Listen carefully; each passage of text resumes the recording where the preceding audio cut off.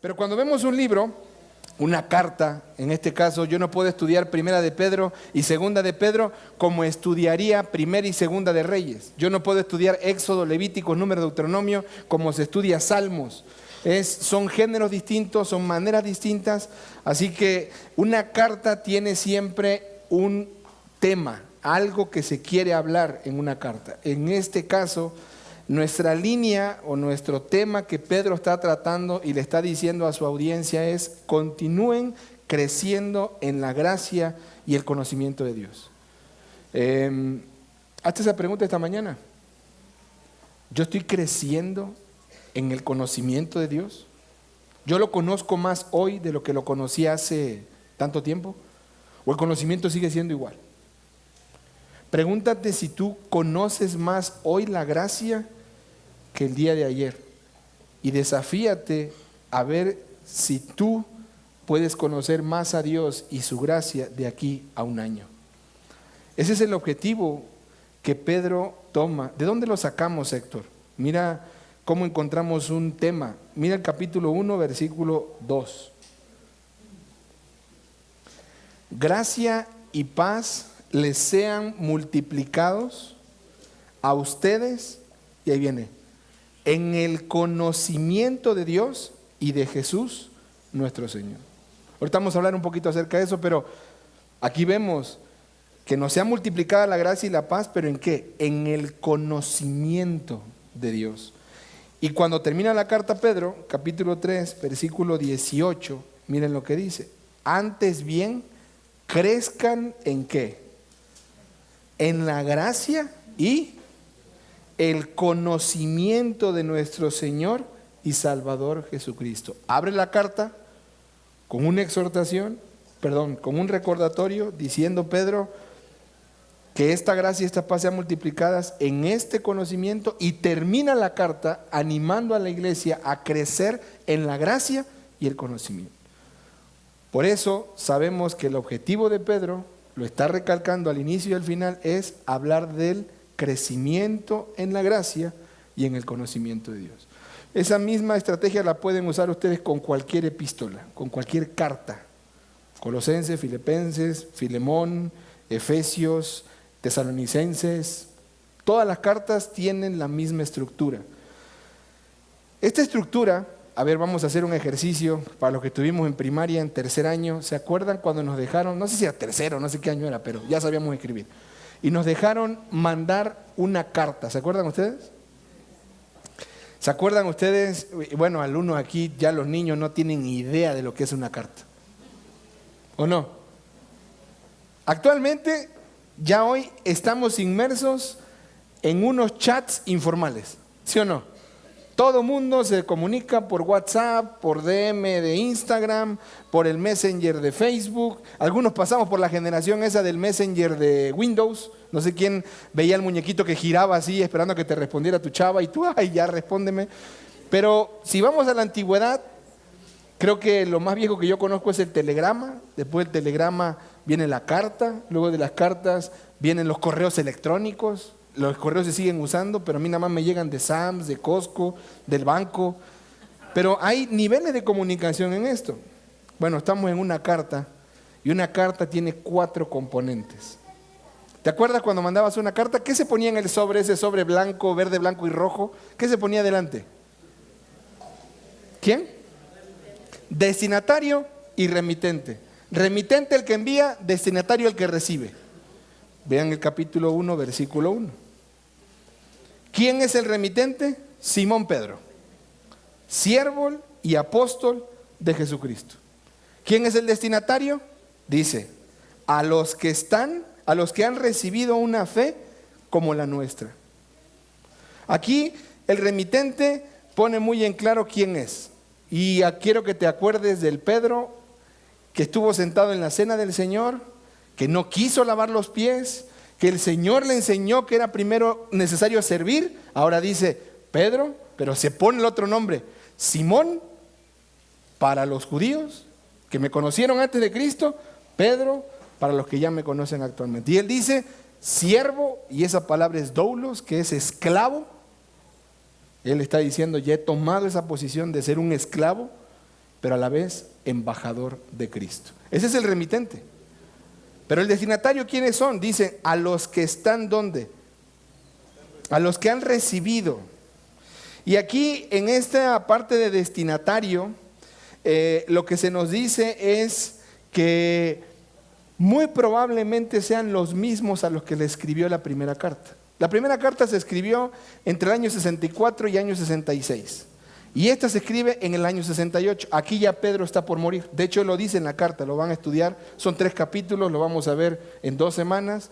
Cuando él dice, el tiempo de mi partida es inminente. Ya el Señor ya me lo dijo, ya me voy. Y de hecho si ven la historia, cómo murió Pedro, está interesante, ¿no? Pero por lo que se dice aquí, hay un tono muy como que se conocían bien. Mira el capítulo 1, versículo 10. Pues de esta manera les será concedida ampliamente la entrada al reino de nuestro Señor y Salvador Jesucristo. Vean ahora el versículo 12. Por tanto, siempre estaré listo para recordarles estas cosas, aunque ustedes ya las saben y han sido confirmados en la verdad que está presente en ustedes. Versículo 13. También considero justo, mientras esté en este cuerpo, estimularlos recordándoles estas cosas, sabiendo que mi separación del cuerpo, o sea, mi muerte, es inminente, tal como me lo ha declarado nuestro Señor Jesucristo. Y miren el capítulo 3, versículo 1. Amados,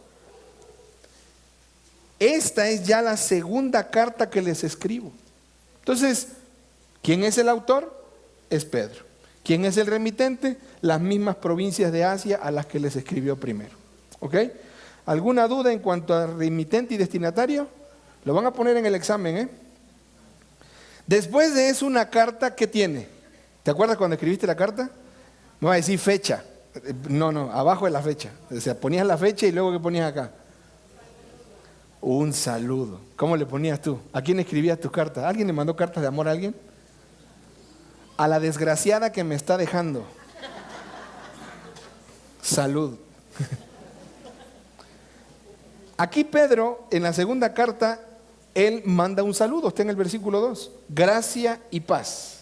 Este saludo marca mucho a quién se lo enviaba, porque le está mandando a judíos y a gentiles. Shalom era el saludo de judíos, que es paz, y gracia era el saludo entre gentiles. Y él está diciendo gracia y paz. Entonces ahí hay un saludo. Y obviamente después que tú echabas todo el choro mareador en la carta, ¿te acuerdas de que hasta los correos todavía es un gusto para mí escribirte en este momento? Espero que estés bien, que la gracia del Señor te acompañe y que todo vaya bien en casa. Saludos a la familia. Pero te escribo porque ¿cuándo me vas a pagar, desgraciado? Entonces hay un cuerpo en la carta. Ahora, ese cuerpo tenía un propósito. Y es ahí donde entra lo que te acabo de mencionar hace un momento. Familia, crezcan en el conocimiento y crezcan en la gracia de Dios. Porque hay falsos maestros entre ustedes. Ese es el objetivo porque Pedro escribe. Ojo, en la primera carta Pedro escribió porque había un ataque externo. Hostilidad, rechazo, vergüenza, los estaban maltratando. Y le dice, aguanten. Nosotros también estamos sufriendo. Esa es en la primera carta. El ataque viene de afuera. Pero en la segunda carta, ahora Pedro escribe y dice, el ataque viene de adentro. Hay lobos rapaces. Ahora aquí ya no dice, cuídense del león, que anda como buscando a quien devorar. Ahora cuídense del lobo rapaz. Por eso Pedro se parece mucho a Judas. Porque hablan de... Judas nada más tiene un capítulo. Dice, si te quieres sentir hoy que ganaste, lee Judas. Ya leí un libro en la Biblia. Entonces... el cuerpo en la carta se enfoca en eso. Pedro les escribe con un propósito central que encontramos en 2 de Pedro 3, 17 y 18, si me quieres acompañar. Mira lo que dice el versículo 17. Por tanto, amados, sabiendo esto de antemano, estén en guardia. No sea que sean arrastrados por el error de hombres libertinos y caigan de su firmeza. Ahí está muy claro. Pedro está queriendo proteger a los creyentes de la influencia de falsos maestros. Pero en segundo lugar, mira lo que dice el versículo que sigue. Antes bien, crezcan en la gracia y el conocimiento de nuestro Señor Jesucristo. En segundo lugar, es promover el crecimiento en la piedad de sus lectores. Estoy haciendo un nuevo manual de identidad de la iglesia. En este manual me pide que yo evalúe a la iglesia por una matriz que hay en cuanto a su crecimiento espiritual. Es crudo y es crítico tener que evaluar a tu misma iglesia y poner la verdad. Y creo que Pedro se embona bien al punto. Nuestra iglesia necesita crecer en conocer a Dios. Nuestra iglesia necesita crecer en la gracia. Conocemos muchas cosas, pero ¿será que estoy conociendo a Dios como Él quiere que yo lo conozca? ¿Tú te consideras que conoces a Dios? Porque Pedro ve un problema y te voy a pedir que veas 2 de Pedro 1:9. Mira el peligro que hay. 2 de Pedro 1:9.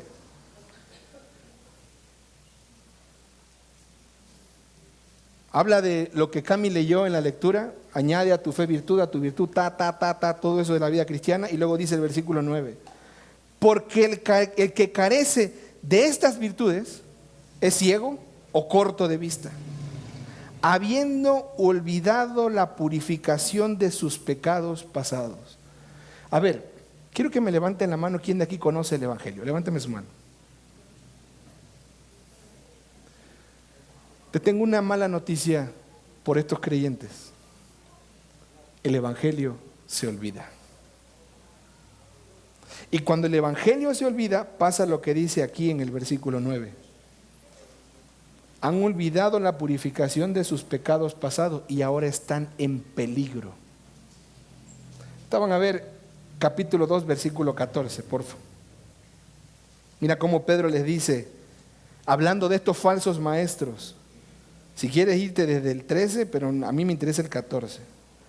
Tienen los ojos llenos de adulterio, nunca cesan de pecar, seducen a las almas inestables.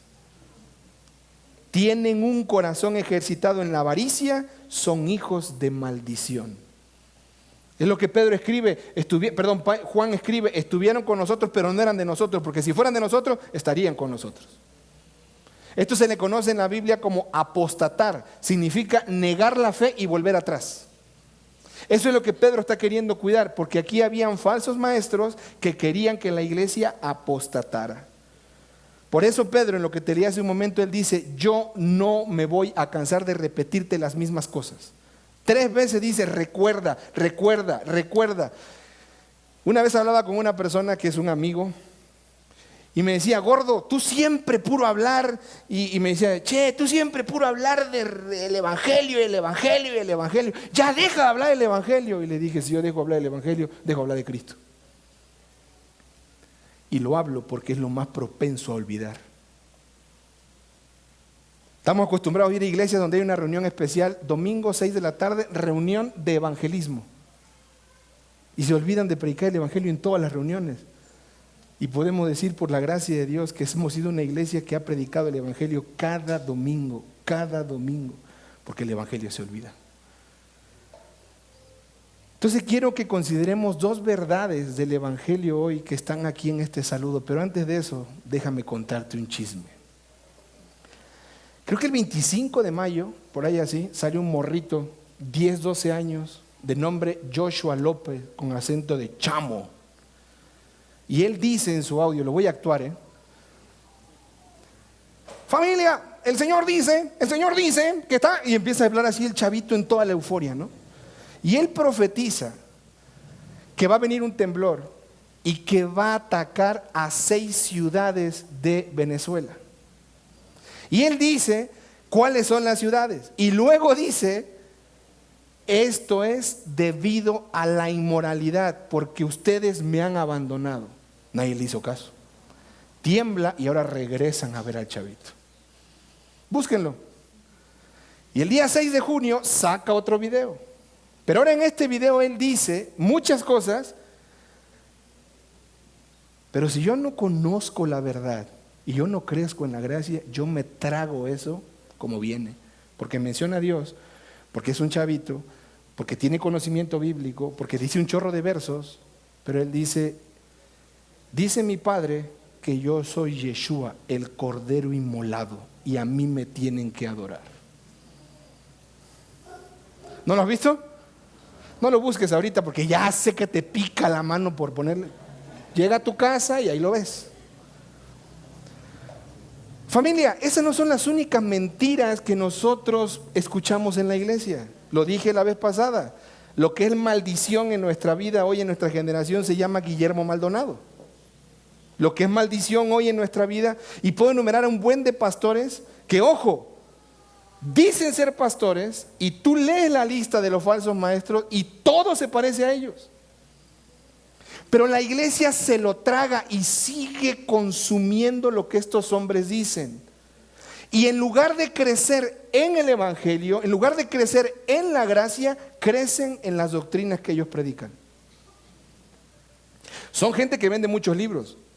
Buenos días, Espíritu Santo, Benny Hinn, Tu mejor vida ahora, Joel Austin, Dante Gebel, ni se diga. Yo sé que hay muchos que les gusta. Y puedo enumerar Guillermo Maldonado, puedo enumerarte motivadores personales hoy en día que no se identifican ni con la iglesia cristiana ni con la iglesia católica, pero ellos dicen ser cristianos. Daniel Aviv. Y esa es la labor de la iglesia, conocer qué están diciendo y qué dice la Biblia conforme a eso. Sé que te acabo de tirar a un ídolo por ahí y no sigo con nombres porque muy probablemente arraso hasta Chuy Olivares, ¿no? Sectarios, gente centrada en estos hombres. Es increíble para mí ver 5 calles, tenemos una iglesia enorme, que no voy a decir el nombre, capaz y vienen. 5 calles, un hombre que está comprobado que es un pederasta, que es un violador de niños, que ha hecho un chorro, y la gente lo sigue adorando. ¿Cómo se llama? Nazón, Joaquín Nazón, y el abuelo, y la generación que traen, que siempre han hecho esto. Entonces quiero que consideramos 2 verdades del evangelio, y ojo, te voy a poner en un ejercicio muy sencillo. ¿Te acuerdas cuando vas a un banco? ¿Nunca te ha pasado que llegaste con tu billete de 1000 o de 500? Qué bueno si fue de 200, pero si fue de 1000 o de 500, y viste que el cajero te lo pone y te dice, así, ni te lo da, nada más te dice, su billete es falso, lo raya y se lo quedan. Y tú, no, dámelo. ¿Para qué? Para que lo lleve a la gasolinera y ya lo entregue. ¿Sí te ha pasado o no? La gente de los bancos dicen, yo no trabajo en un banco ni nunca he trabajado y no sé si esto sea cierto, pero dicen que la gente de los bancos se preparan todo el tiempo con un billete original. Les dicen cómo es. Entonces ellos al detectar ya se lo conocen tan bien que cuando van a la falsa, te das cuenta, esto no es original. A propósito, acabo de ver un video cómo detectar una playera de México que no es original. ¿Quieren que les diga? Ahorita todos así.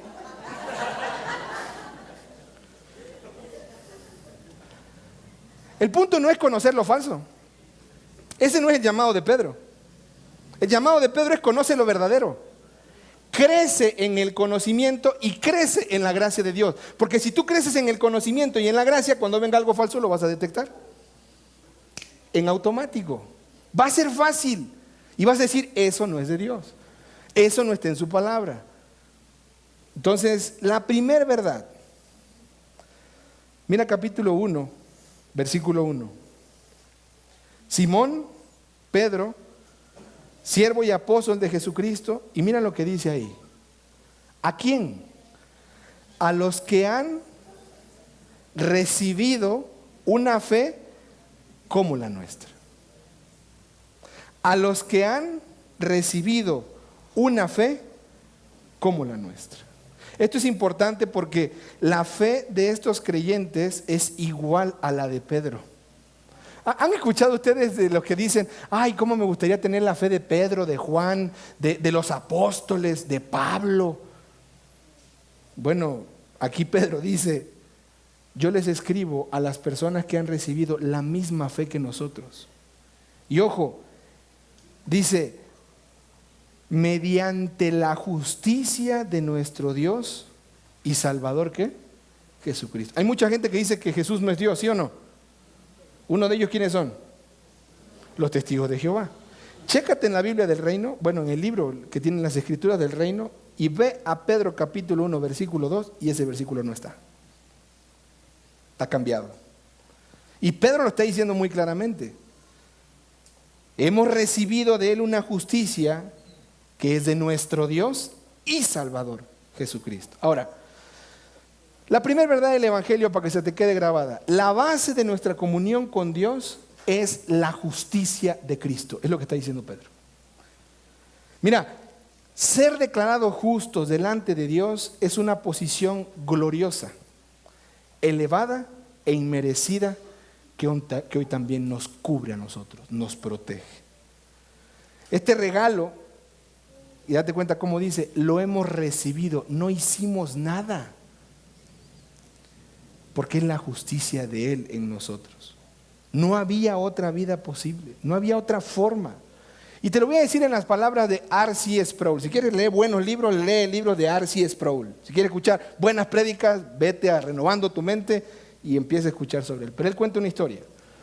Algunos quizás la han escuchado, pero él dice que llega un hombre que era un zapatero del pueblo y que quería ver al rey. Pide audiencia y le dicen, pero es que así como viene vestido no te va a aceptar el rey.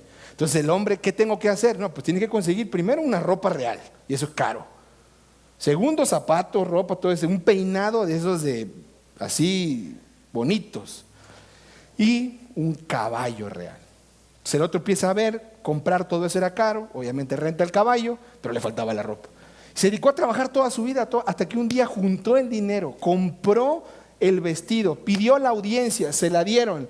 Sale de su casa y dice, hoy voy a ver al rey, hoy voy a ver al rey. Llega a la puerta donde estaba el rey y se suelta una lluvia. El caballo le llena toda la ropa de lodo.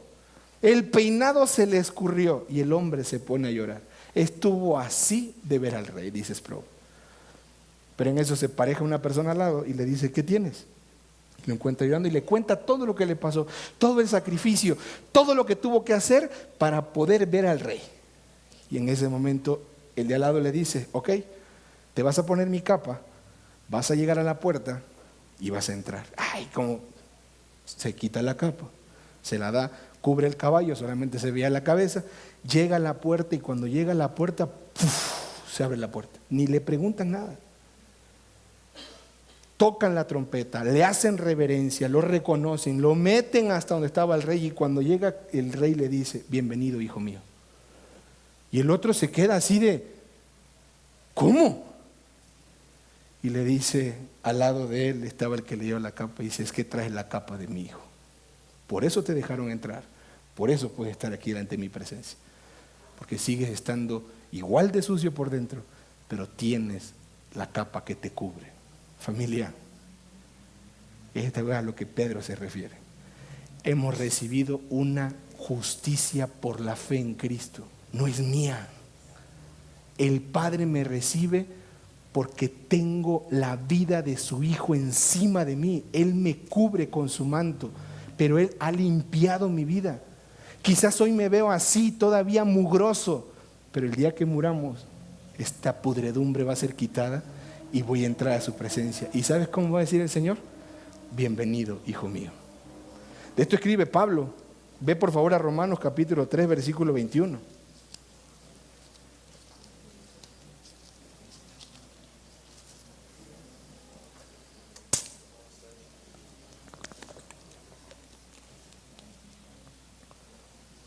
Y mira cómo lo pone Pablo del versículo 21 al versículo 26. Pero ahora, aparte de la ley, la justicia de Dios ha sido manifestada, confirmada por la ley y los profetas. ¿Están ahí? Busca tu Biblia porque si no lees, entonces, ¿cómo vas a conocer al Señor? Ábrela, prende tu celular, lo que tengas que hacer. He llegado a pensar que los que no abren su Biblia aquí en la iglesia, menos en su casa. Ya voy a dejar la predicación y mejor me regreso porque ya voy a darle con todo. Versículo 21, pero ahora, aparte de la ley, la justicia de Dios ha sido manifestada, confirmada por la ley y los profetas. Mira lo que dice, esta justicia de Dios, por medio de la fe en Jesucristo, es para todos los que creen, porque no hay distinción, por cuanto todos pecaron y no alcanzan la gloria de Dios. Pero mira el versículo 24, el contraste. Si bien todos pecaron, dice el versículo 24, todos son justificados gratuitamente por su gracia, por medio de la redención que es en Cristo Jesús, a quien Dios exhibió públicamente como propiciación por su sangre a través de la fe, como demostración de su justicia, porque en su tolerancia Dios pasó por alto los pecados cometidos anteriormente, para demostrar en este tiempo su justicia, a fin de que Él sea justo y sea el que justifica al que tiene la fe en ¿quién? Ojo familia, si tú vienes a la iglesia queriendo ser justo, eso se llama autojusticia. Si tú te quieres portar bien en tu casa haciendo cosas buenas y piensas que así te va a bendecir Dios, eso se llama autojusticia. Si tú piensas que haciendo toda una vida moral, una vida intachable, teniendo unos hijos muy buenos que se saben la Biblia, teniendo familia que tiene puestos de autoridad, lo que tú quieras, eso es moral. Tú vas a entrar al cielo no por lo que tu familia o lo que todos tienen o hacen. Nosotros vamos a entrar al cielo porque el que justifica nos quiso justificar por su gracia. Y nosotros pusimos nuestra fe en Jesús. Él vivió una vida que tú y yo no hubiéramos podido vivir. Él murió una vida que tú y yo no hubiéramos podido morir. Y su sacrificio fue aceptado de la manera en la que yo no hubiera podido vivir una vida para que Él me aceptara a mí. Todo lo he recibido por gracia. David Helm, un buen autor, te lo recomiendo que lo leas, dice: nuestra capacidad de presentarnos ante Dios algún día como personas redimidas depende totalmente de la justicia que viene de Cristo. Solo Él ha vivido en este mundo sin caer. Solo Él pudo hacerlo y de hecho ya lo hizo. Él nos redimió de nuestro pecado. No es de nosotros, no es por nuestras obras, es por su gracia. Y por su gracia recibió una justicia. Dice a los que han recibido, nunca dice a los que se esforzaron, a los que yo a veces le digo a la gente: oye, la entrada al cielo, como muchos le llaman, ¿es un regalo o es un premio? No, es un regalo. Entonces, ¿por qué te vives esforzando? Si yo corro un maratón y llego a la meta y me dan una medalla, me la gané porque me esforcé. Si yo no llego, no me dan nada. El Señor me va a recibir en el cielo no por mi esfuerzo, por su gracia que me dio la justicia de su Hijo. Grábate eso. Si tú no sabes eso, te digo algo: tu destino no es el cielo. Tu destino es la eternidad separada de Él. Porque tienes tu fe puesto en lo que tú haces y no en lo que Él hizo por ti. Él es el que justifica. Romanos lo dice muy bien. En su tolerancia Él decidió pasar por encima de los pecados. Y Él, gratuitamente por su gracia, te justifica y te redime. Juan Calvino, otro buen autor, pero que ya no hay libros de él, dice: probablemente no hay en toda la Biblia un pasaje que despliegue más profundamente la justicia de Dios en Cristo. Es decir, Dios, siendo soberano y teniendo la capacidad de hacer lo que Él quiera, pudo haber dicho: voy a perdonar al hombre y lo voy a hacer por pura gracia. Él pudo haberlo dicho. ¿Y quién le hubiera cuestionado? Nadie, porque Él es Dios, pero Dios es justo. Y en su justicia, Él no podía hacerlo. Él no podía decir: lo voy a perdonar. En su justicia demandara que Él tomara acción. Y que su justicia fuera satisfecha, que el pecado fuera pagado por su propio nombre. Si hay una pregunta en tu mente: ¿quién mató a Jesús? Y tú piensas que fue el hombre, no, fue el mismo Padre matando a su Hijo por nosotros. Si hay una verdad, es que Dios odia el pecado y al pecador. Salmos capítulo 7, versículo 11. Al punto que Dios prefirió matar a su propio Hijo en la cruz de la manera más brutal antes de que tú pasaras una eternidad en el infierno. La ecuación es sencilla: o Jesús moría bajo la ira divina del Padre, o nosotros seríamos castigados eternamente en el infierno. ¿Qué crees que hizo Dios? Prefirió dar a su Hijo. De tal manera te amó que dio a su único hijo. Te quiero rogar algo. Rinde tu corazón al Señor. Adóralo a Él. Porque todo lo que estás haciendo no te salva, te hunde más. El único que te salva ya hizo todo. Y se llama Dios por medio de la justicia de su Hijo, Cristo Jesús. ¿Te queda claro? Que la verdad sobre la cual descansa mi comunión con Él es su justicia, no es mi obra. Gracias a Dios por eso, porque si fuera por mi obra yo ya lo hubiera perdido. Pero como es por su justicia, esa no se pierde. Pero vamos a la segunda verdad del Evangelio y voy a pedir alabanza que me dé 5 minutos más, porque si van a ver el fútbol hoy, que se vayan bien nutridos en la palabra. El antídoto contra este peligro. Ojo, ¿cuál es el peligro cuando se olvida uno del Evangelio? Ser un alma inestable, caer en las redes de los falsos maestros, tragarse todo lo que le den. Entonces Pedro pone el antídoto en el saludo. Mira, por favor, regresemos a Pedro. Vamos a 1 de Pedro capítulo 2, versículo 2.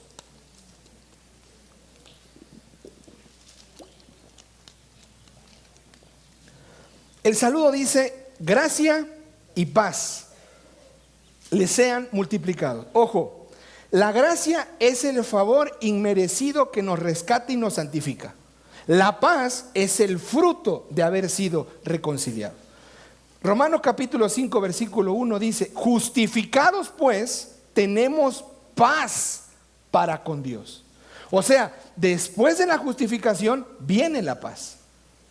Hay unos que dicen: yo quiero tener paz en mi vida. Sí, que mi hijo deje de hacer lo malo que hace. Esa es la paz. No, esa no es la paz que necesitas. Tú necesitas la paz eterna que viene de Dios, de ser justificado por la gracia. Pero ojo, entonces ¿la gracia qué es? Yo sé que ahorita si digo qué es la gracia me van a decir: es el regalo de Dios. Te voy a contar otra historia. Este es otro ejemplo. Un papá le dice a un niño: a ver, papás, dígame si no nos ha pasado, no toques esto porque si lo rompes te voy a dar tu iPhone 17 Pro Max con 5 cámaras. Y entonces el niño, ¿qué hace?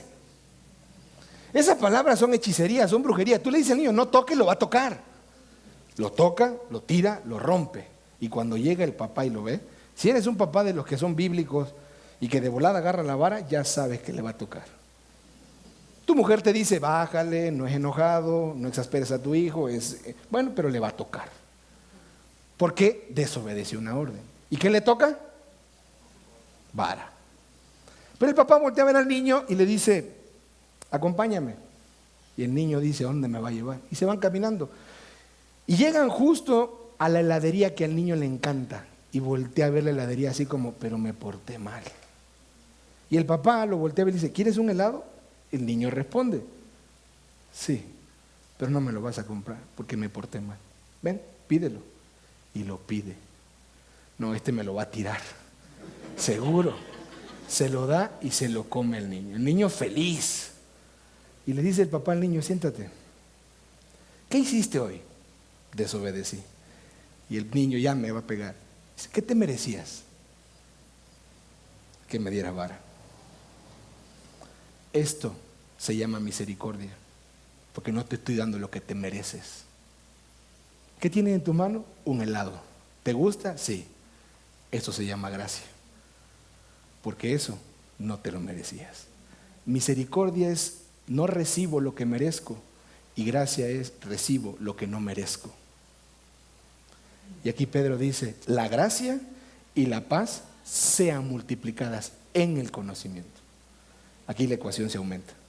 Porque la gente, date cuenta, habla con una gente y se nota a kilómetros cuando la persona no está creciendo en el conocimiento. ¿Sabes por qué? Porque no disfruta la gracia ni disfruta la paz. Se está quejando, quiere vivir la vida de otro, se siente insatisfecho, siente que esa vida no le acomoda, porque está creciendo en conocer todo lo demás, menos en conocer al Señor. Porque cuando conoce al Señor, cuando conoce la gracia, dice aquí Pedro: la gracia y la paz es multiplicada. Desbordamos.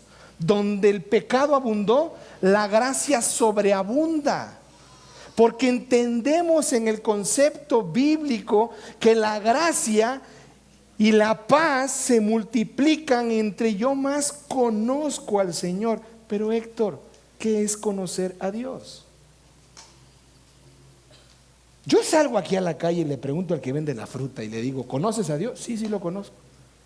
Conozco hasta a Chuchito, conozco hasta al niño Dios, lo tengo en todas las versiones. Ustedes coleccionan Avengers, yo tengo a todos los niños Dios. Al niño doctor, como el doctor Símil, ya casi es eso. Todo el mundo conoce a Dios. Yo le hago la pregunta, ¿ustedes conocen a Dios? Por eso están aquí, porque lo conocen. Pero Pedro hace un énfasis en el conocimiento y lo divide en dos términos. Mira el capítulo 1, versículo 3. Pues su divino poder nos ha concedido todo cuanto concierne a la vida y a la piedad, mediante el verdadero ¿qué? Ahí está un conocimiento. Ese conocimiento en el griego es, no sirve el griego para que ahorita empiece a hablarlo, ¿no? Pero nos da una idea. Epignosis. Esto quiere decir un conocimiento pleno, profundo, íntimo que se vive entre Dios y yo. Lo voy conociendo. Pedro dice, todo te ha sido dado conforme a esta vida, pero ¿sabes qué? Este verdadero conocimiento es de aquel que nos llama por su gloria. Mira lo que dice en el capítulo 1, versículo 8. Pues estas virtudes, al estar en ustedes y al abundar, no los dejarán ociosos ni estériles, en el verdadero conocimiento ¿de quién? De nuestro Señor Jesucristo. En el capítulo 2, versículo 20, mira cómo lo pone. Porque si después de haber escapado de las contaminaciones del mundo por el conocimiento de nuestro Señor y Salvador Jesucristo, de nuevo son enredados en ella. Y ahí vuelve a poner el conocimiento ¿de quién? De nuestro Señor Jesucristo. Familia, es muy claro. Hay un conocimiento pleno, hay un conocimiento íntimo y al que Pedro nos anima. Pero mira 2 de Pedro 1, 5 y 6. Ahí aparece otro conocimiento. Por esta razón, también, obrando con toda diligencia, añadan a su fe virtud, a la virtud conocimiento, y al conocimiento ¿qué? Dominio propio. ¿Te das cuenta cómo el conocimiento es diferente? Este conocimiento es un conocimiento práctico, es un conocimiento como una sabiduría que tengo día a día, es un discernimiento. Y Pedro te dice, no es el conocer que tú tienes, de que conoces, sí, porque lo he visto en películas. Sí, porque me han hablado de él. Este es un conocimiento que va creciendo día a día. Si tú no dedicas tiempo en tu vida para conocer plenamente, profundamente, íntimamente a Dios y luego practicar ese conocimiento, la gracia y la paz en tu vida no son multiplicadas. Porque no hay un conocimiento de relación y de experiencia. Esa es la exhortación de Pedro. Crece en este conocimiento. Familia, pero seamos sinceros. Vivimos en un mundo donde todo es relativo. Donde nuestra firmeza, estabilidad y perseverancia, ¿en qué se basan? ¿Qué te dice la abuelita? Agárrate de Dios, hijo. Agárrate de Dios. ¿Te han dicho eso? Sí, abuela, ya me agarré bien duro, pero no salgo de esta. No, es que mi firmeza, mi estabilidad y mi perseverancia en este mundo no dependen de qué tanto me sujeto yo a Dios o me agarro de Él.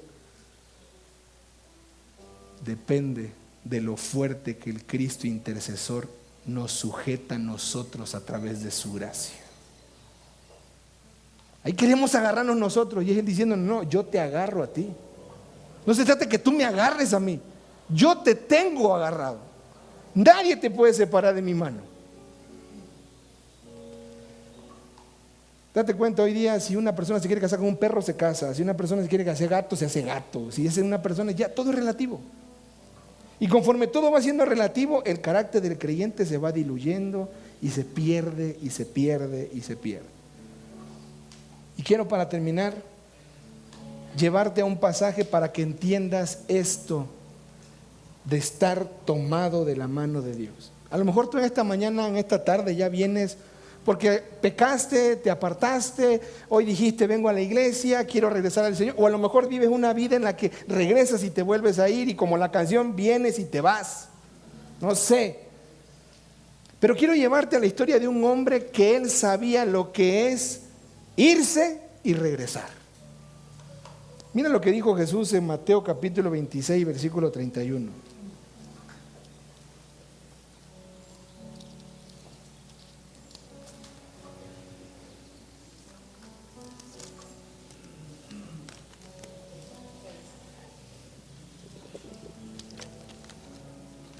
Esta es la escena en la que Pedro negó al Señor, pero antes fue advertido. Entonces Jesús le dijo: esta noche todos ustedes se apartarán por causa de mí, pues escrito está: heriré al pastor y a las ovejas del rebaño y ellas se dispersarán. Pero después de que yo haya resucitado, iré delante de ustedes a Galilea. Entonces Pedro le respondió: aunque todos se aparten por causa de ti, yo nunca me apartaré. Y entonces Jesús le dijo: en verdad te digo que esta misma noche, antes de que el gallo cante, me vas a negar 3 veces. Pedro le dijo: aunque tenga que morir junto a ti, jamás te negaré. Y como era el líder, todos los discípulos dijeron también que lo mismo. Y ahora mira lo que dice Lucas capítulo 22, versículo 31 al 34.